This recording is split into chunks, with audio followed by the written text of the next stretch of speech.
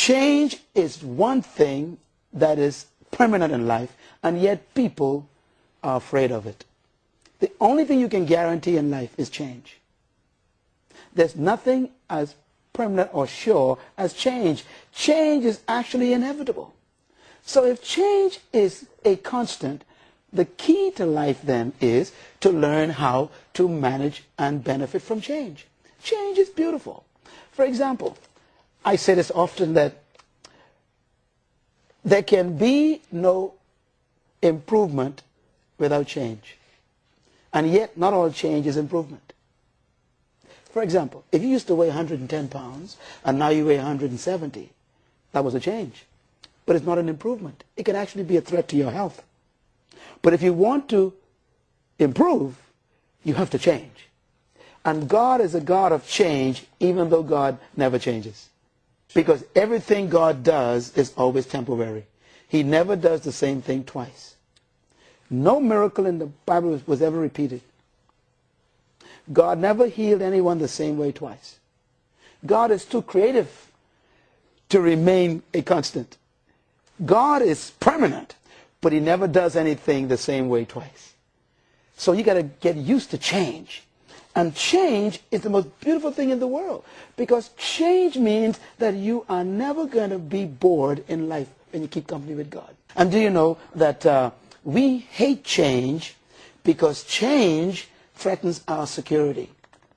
And our security is what traps us. Nothing is more dangerous to self-destruction than comfort. This is why, Ecclesiastes 3 says this. It says, to everything there's a season.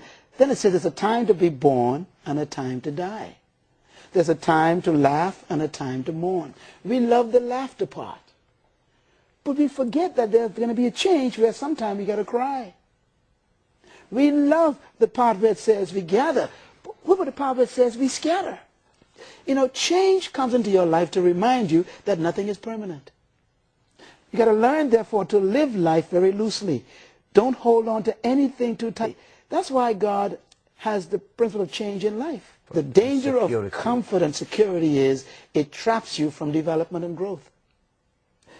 Whenever God wanted to do something great, he always upset comfort. Because the only way for God to take you where you're supposed to be is to get you to leave where you are.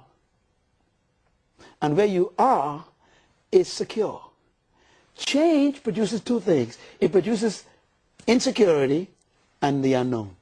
And both of them are very important for growth and development. And we are afraid because we expect things to remain the same.